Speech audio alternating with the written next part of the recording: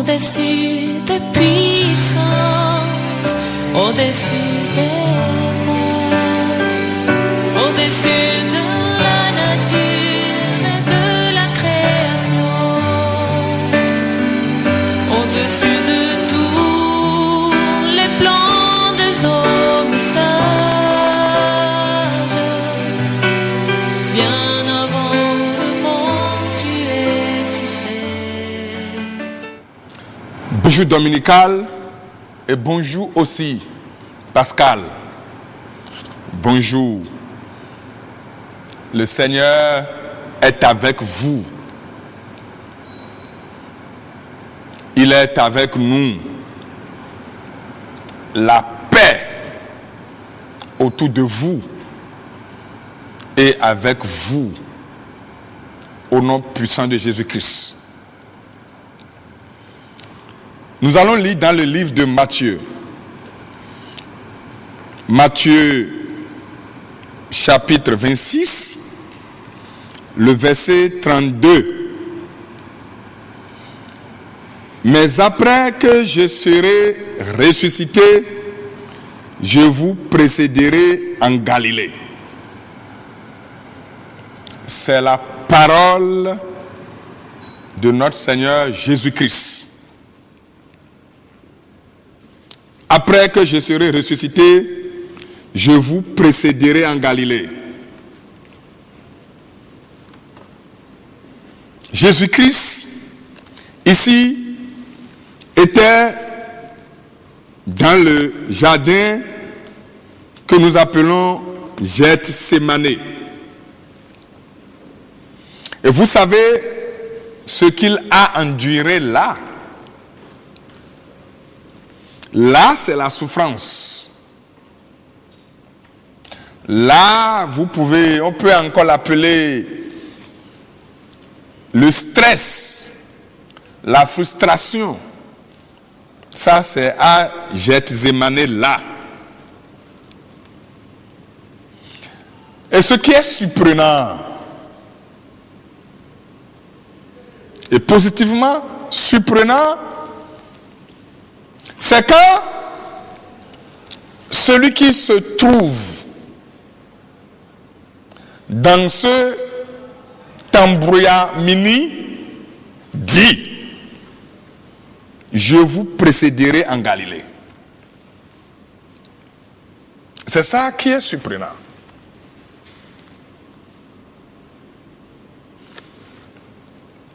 Il n'est pas encore mort.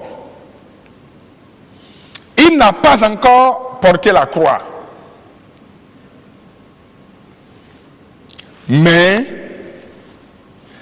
il a vu derrière la croix, il a vu derrière la mort, la Galilée. C'est ça la Pâque. C'est ça la Pâque. La Pâque, c'est voir au-delà de la mort.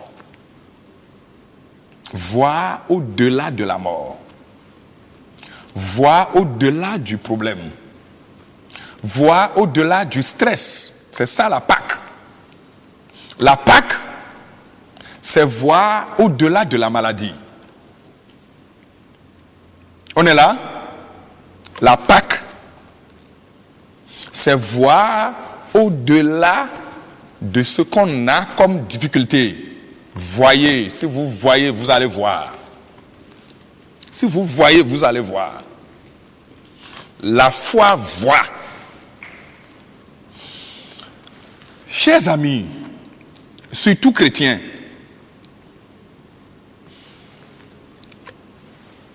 la nature a horreur du vide. La Bible,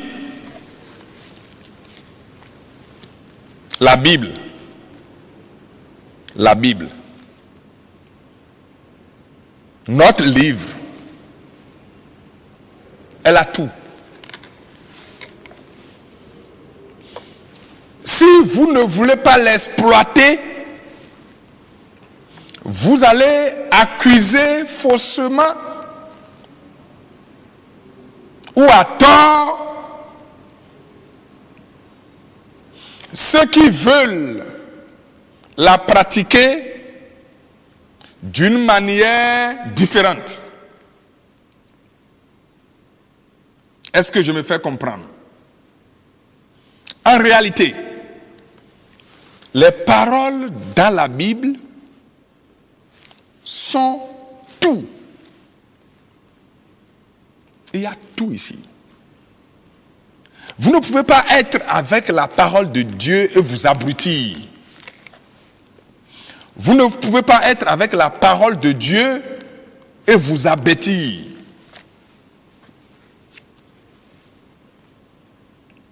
En tout cas, celui qui est avec la parole et qui court ailleurs n'a rien compris. Il y a tout ici. Ici, Jésus, notre maître, a positivé la croix.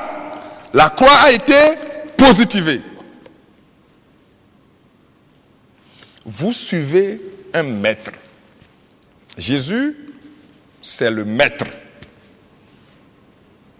Que vous ne voulez pas ressembler. Dans la Bible, cite-moi une partie, une fois tout au moins où Jésus s'est plaint. Où Jésus a dit, je suis fatigué. Non, cite-moi au moins une partie. Mais aujourd'hui, nombreux sont ceux qui sont avec le Christ, mais avec des plaintes et des complaintes. Mais ici, Jésus ne s'est pas plaint. Il a vu la Galilée au travers de la croix. Il dit, moi, je vous précéderai en Galilée. Donc Jésus a positivé l'événement malheureux. Jésus là, il a positivé l'événement malheureux. Jésus a positivé la mort. Jésus, c'est un positiviste. Mais comment rester avec ce savant de renommée? Ce savant dont le nom est en train de traverser tous les siècles. Tous les siècles. Le nom a traversé tous les siècles. Le nom de Jésus est géant. Le nom de Jésus est costaud. Le nom de Jésus est grand. Le nom de Jésus est long. Le nom de Jésus est robuste. Le nom de Jésus tient. Le monde passe, mais Jésus restera. Les générations passent, mais le Sauveur restera. Je vais passer, mais Jésus restera. Tu vas passer, mais Jésus restera. Si vous ne voulez pas exploiter les paroles de la Bible, vous allez accuser des gens. Vous allez mal parler des gens. Ne laissez plus des paroles bibliques inexploitées. Soyez positivistes. Aujourd'hui, le monde, abandonnant la Bible, est en train de courir le pouvoir, la domination et la richesse. Le monde, abandonnant la Bible, est en train de courir le pouvoir, la domination et la richesse.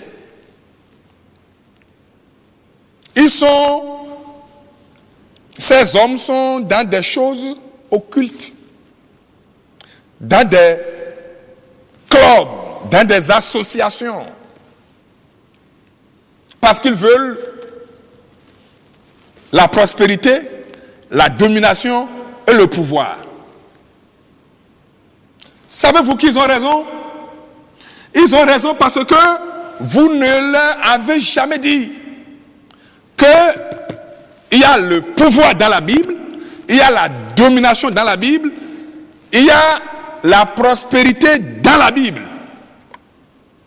Ils sont en train de courir ça ailleurs. Revenez. L'évangile a 4 portes.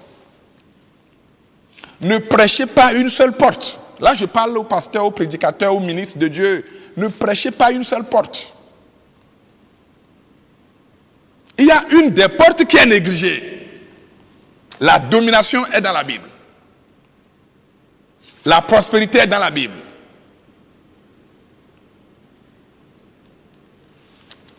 Le pouvoir est dans la Bible. Jésus-Christ a prouvé, Jésus l'a prouvé à travers sa résurrection. La résurrection de Jésus a fait quoi? La résurrection a rendu le tombeau vide. C'est un refus. Moi, Jésus, resté dans le tombeau, j'ai refusé. C'est le pouvoir. C'est le pouvoir. C'est le pouvoir. C'est le pouvoir.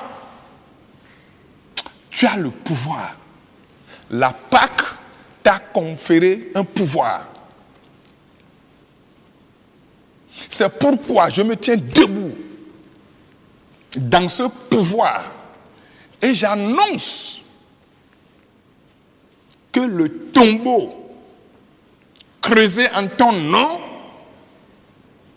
se retrouvera vide. Tu n'y resteras pas. Jésus a laissé le tombeau vide, c'est le pouvoir. C'est le pouvoir. Le pouvoir. Il a le pouvoir. Il a le pouvoir jusqu'à l'avoir sur le tombeau. Le tombeau est vide. Je veux même dire, il leur a laissé leur tombeau. Il leur a laissé leur tombeau. Leur plan mauvais, tu vas leur abandonner ça. Tu n'y resteras pas. Qu'est-ce que Jésus a aussi fait? Il a laissé aussi le linceul abandonné. Le linceul là, il a abandonné. Le tissu blanc dans lequel on met les morts, les cadavres. Il avait été emballé avec ce tissu qu'on appelle le linceul. Il a aussi abandonné ça. Il dit, moi, être emballé dans un linceul, je ne suis pas mort. On ne peut pas retrouver quelqu'un de vivant dans le linceul. Il a aussi refusé. C'est le pouvoir. Il a aussi refusé. Vous ne refusez pas. Vous acceptez tout. Le monsieur avant la mort avait déjà dit, moi je vais vous précéder en Galilée. Donc il avait déjà vu loin. C'est un visionnaire. Soyez des visionnaires. Il dit, voyez au-delà de vos problèmes. Voyez au-delà de vos frustrations, de vos stress. Voyez au-delà de vos humiliations. Vous ne voulez pas voir au-delà. Ce que les gens disent de vous n'a d'effet que si vous les croyez, que si vous les voyez. Mais refusez. Il a abandonné le linceul. Savez-vous aussi ce que Jésus a fait?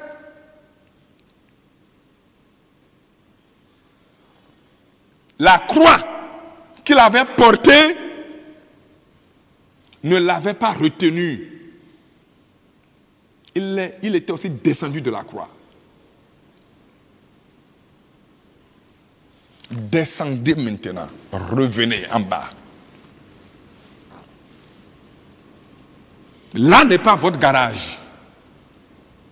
Les gens vous ont mis dans des situations malheureuses. Mais là n'est pas votre garage.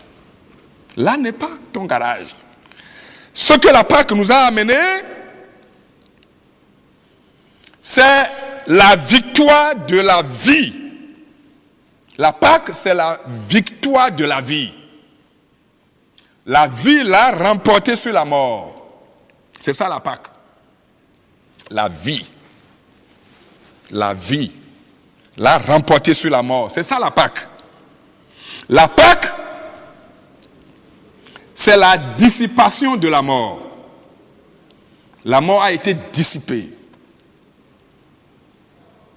La mort qui était une peur, elle a été dissipée. La mort qui était une peur. Cette peur a été dissipée. La Pâque, c'est l'évaporation de la peur. La Pâque, l'équivoque est enlevé. La Pâque, c'est le deuil de la mort. La Pâque, l'ensevelissement de la mort. C'est ça la Pâque. La Pâque, la mort est morte. C'est ça la Pâque. La mort n'est plus. La Pâque, c'est la victoire de la résurrection sur l'échec. La réussite l'a remporté sur l'échec.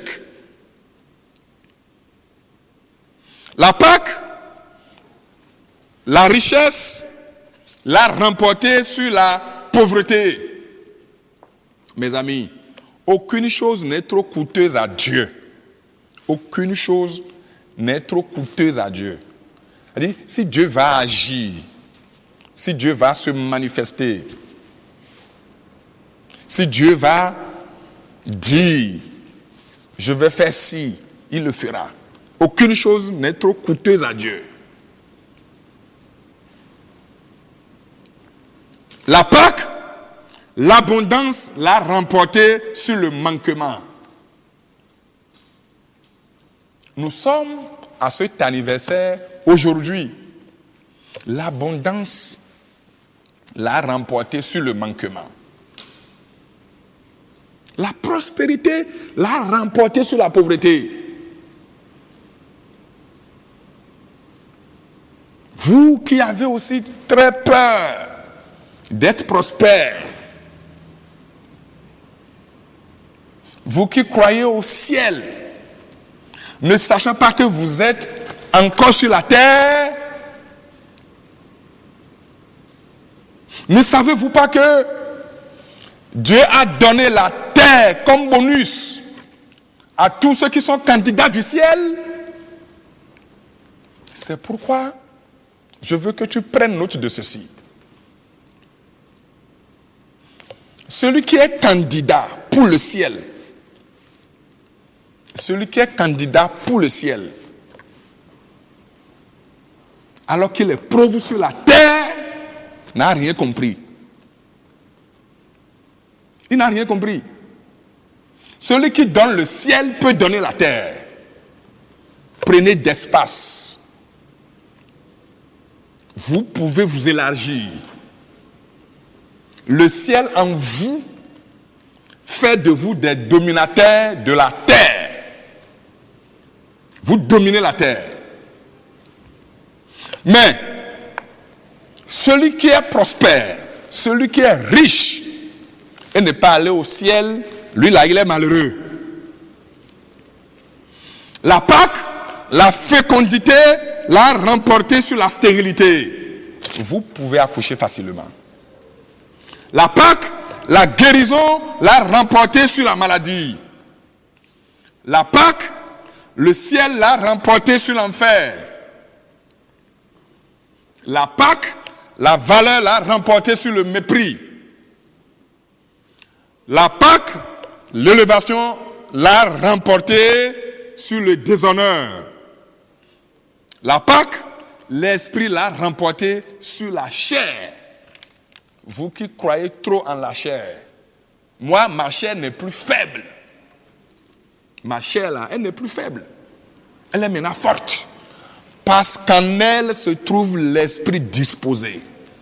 C'est l'esprit qui est capitaine. C'est l'esprit qui est capitaine. C'est l'esprit qui draine la chair. Ma chair maintenant est puissante. Mon corps est fort. L'esprit en moi a fait de la chair quelque chose qu'il traîne à tout moment. C'est l'esprit qui traîne la chair. Ce n'est pas la chair qui traîne l'esprit.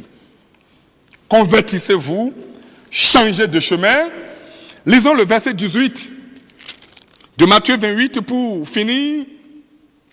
Le verset 18 de Matthieu 28. Et vous savez ce qui est là? Jésus s'était approché, leur parlant ainsi, tout pouvoir m'a été donné dans le ciel et sur la terre.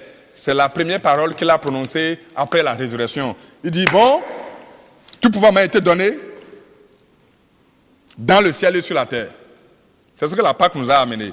Donc, la Pâque nous a ramené les pouvoirs divins sur la terre. Les pouvoirs, il dit, tout promet être donné dans le ciel et sur la terre. Les pouvoirs des cieux même sont descendus au jour de la Pâque. Les pouvoirs des cieux sont maintenant à ta disposition. Il faut vous en servir. Servez-vous maintenant des pouvoirs mis à votre disposition par la Pâque. Vous êtes bons, vous êtes bénis.